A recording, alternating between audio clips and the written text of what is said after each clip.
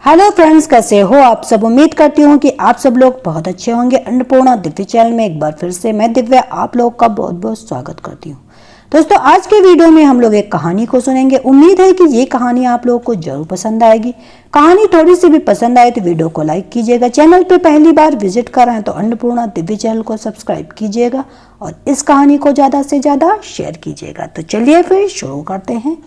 वृद्धाश्रम के एक समारोह जब जिलाधिकारी पहुंची तो स्वागत के लिए खड़े वृद्ध को देखकर वो चौंक गई। चाचा जी, आप और यहाँ? तो ये वृद्ध के आंसू बहने लगे। हाँ बेटा, अपने गुनाह की सजा काट रहा हूँ। को लड़की सुन उसे आने ही नहीं देता था। फिर लाइन से 3 लड़के मन खुशी से पर उठा।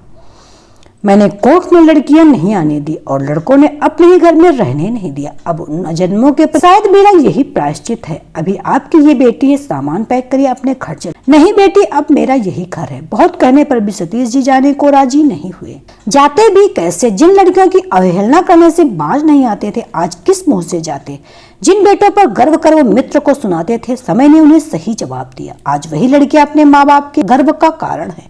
खरा कर जिलाधिकारी बहुत अनमयस्क थी। पिता ने पूछा तो सोना ने सतीश चाचा जी के बारे में बता दिया।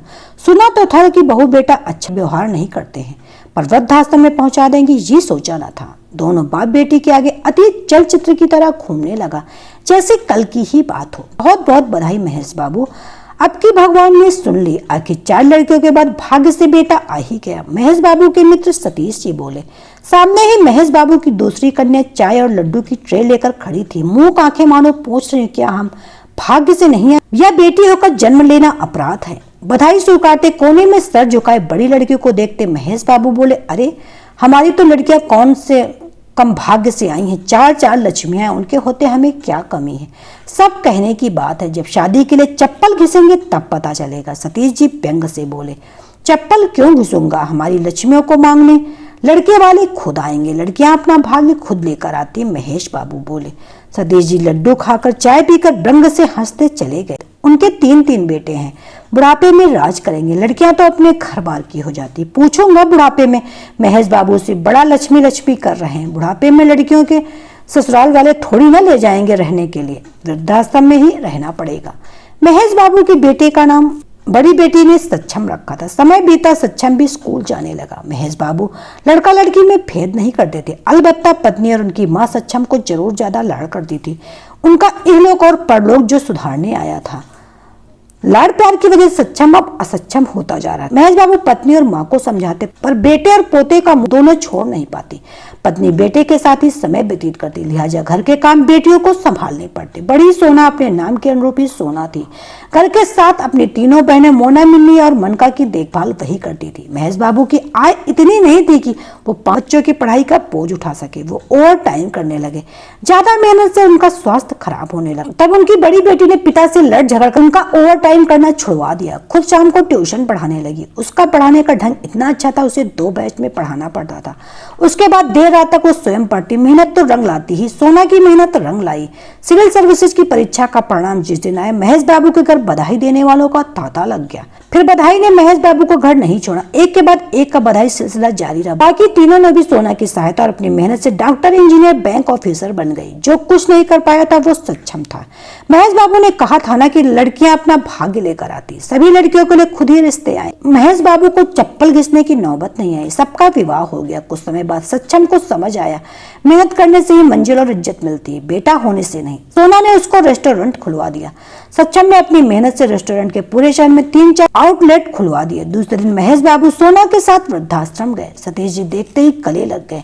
दोनों मित्र बहुत देर तक बातें करते रहे। महेश बाबू ने बताया, जब से उनकी पत्नी की तबीयत खराब हुई, सोना उनको अपने साथ ले आई। दामाद बाबू और उनके घर वालों ने भी सोना का समर्थन किया। सोना के घर में दामाद बाबू के माँ बाप के साथ सोना के माँ बाप भी रहते हैं। चलते समय सोना ने साथ चलने की बहुत जिद। महेश बाबू से बोले, मित्र सच है, लड़कियां भाग्य से आती और अपना भाग्य खुद लेकर आती हैं। मैं अहंकार में बेटों को वो शिक्षा नहीं दे पाया जो देना चाहिए था। उनकी गलतियों को लड़के होते ही ऐसे हैं सोच पर्दा डालता रहा। बिना बेटी के घर घर नहीं, जग सोना रहता है। दोस्तों, एक दूसरी कहानी, चलिए उसको भी सुन लेते हैं। सीमा सुबह सुबह अपनी बहू के साथ नाश्ते का काम देख रही थी और बोलती जा रही थी, लेट हो गया आज तो। मैं तो अपनी सास के सामने 5 बजे उठ जाती थी। अगर थोड़ी भी देर होती थी तो मेरी सास का मुंह फूल जाता था और मुझे बहुत डर लगता था। थोड़ी देर में दोनों बहू सब काम निपटा कर अपने रूम में थोड़ी देर आराम करने चली जाती। इतनी देर में वह ध्यान देती कि उसकी बहू उसका मुंह देख रही। थोड़े दिनों बाद सीमा ने महसूस किया कि उसकी बहू धीरे धीरे उससे कटती जा रही। सीमा समझ नहीं पा रही थी कि ऐसी क्या गलती होगी जो मेरी बहू मुझसे नजरें चुराने लगी। जब आई थी शुरू में तो हम दोनों एकदम दोस्त की तरह रहते थे। मैं तो शुरू से ही सोची थी अपनी बहू को अपनी बेटी से बढ़कर रखूंगी, उसे अपनी सबसे प्यारी दोस्त बनाऊंगी। मैं सबको दिखा दूंगी कि बहू भी सास की अच्छी दोस्त हो सकती है। लेकिन उसे लग रहा था कि कुछ दिनों से बहू के बर्ताव में अंतर आ गया। वह काम करके अपने रूम में चली जाती। पहले सीमा के साथ बैठना बहुत पसंद करती थी। सीमा बहुत सोचती है लेकिन उसे समझ में नहीं आता कि गलती कहाँ हो रही है। वह पूछती भी, बेटा कोई बात हुई है क्या? कुछ बुरा लगा हो तो बोलो, इतना कम क्यों बोल ले? मेरे पास बैठती भी नहीं हो। बहू ने कहा, नहीं नहीं ऐसी कोई बात नहीं, और फीकी हंसी हंसकर वहां से चली गई। सीमा भी उदास रहने लगी। वह समझ रही थी कि कोई बात मेरी बहू को बुरी लग रही है, लेकिन क्या लग रही यह नहीं समझ पा रही थी। इतने में ही राखी का त्योहार आया और उसकी शादीशुदा बेटी भाई को राखी बांधने घर आई। घर का माहौल कुछ अच्छा हो गया, लेकिन सीमा की बेटी दिव्या ने भी महसूस किया। पहली बार जब आई थी तो मम्मी और भाभी की बॉन्डिंग बहुत अच्छी थी। वह इस बार नहीं दिखाई दे रही थी। उसने अपनी माँ और भाभी से अलग अलग पूछा।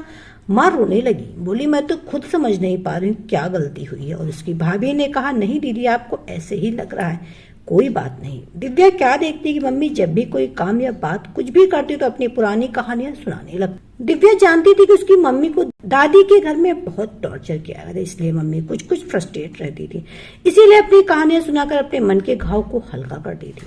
उनके अंदर ऐसा नहीं था कि वो अपनी बहू को दुख देना चाहती हैं, बल्कि उनके अंदर तो यह बैठा वह खुशी जो उन्हें नहीं मिली और वह खुशी जो वो चाहती थी, वह सब खुशी अपनी बहू को देंगी।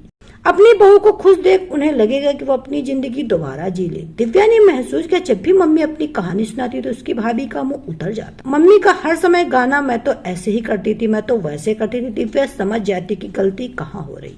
वो जानती थी अपनी मम्मी को कि उनके मन में कुछ भी नहीं, पर वह बिना सोचे समझे फ्लो में कुछ भी बोल जाती थी। और उसकी भाभी को लगता था कि मम्मी इनडायरेक्टली मुझे सुना रही, जबकि ऐसी कोई बात नहीं थी। दिव्या ने अपनी मम्मी से कहा, मम्मी मैं समझ गई कि भाभी क्यों नाराज रहती, तुम्हें अपनी एक आदत छोड़नी पड़ेगी। मम्मी क्या बेटा बोलो। तब दिव्या ने कहना शुरू किया कि मम्मी अभी भाभी नहीं है, और जब तुम अपने पहले का किस्सा सुनाती हो तो उसे लगता है कि तुम उसे इनडायरेक्टली सुना रही हो। वो तुमसे प्यार जरूर करती है, लेकिन वो अभी तुम्हें अच्छी तरह से समझ नहीं पाई। उसे कुछ वक्त दो, धीरे धीरे वह तुम्हें अच्छी तरह समझ जाएगी, तब तुम्हारी बातों को गलत नहीं समझेगी। तुम याद करो, तुम भी तो बोलती थी शुरू में, दादी कुछ बोलती थी तुम्हें लगता था कि तुम्हें ही सुना रही हैं। सीमा बोलती, लेकिन बेटा मैं सुनाती नहीं हूँ, बताती हूँ। दिव्या बोलती, हाँ मम्मी तुम्हारी बेटी इसीलिए समझती हूँ, उसे बेटी बनाने में टाइम लगेगा। उसके बाद से सीमा ने अपनी आदत में सुधार किया। कोई बात बोलना भी शुरू करती थी तो याद आते ही चुप हो जाती। धीरे धीरे उसकी बहू का व्यवहार पहले जैसा होता जा रहा। सीमा खुश रहने लगी और अपनी बेटी को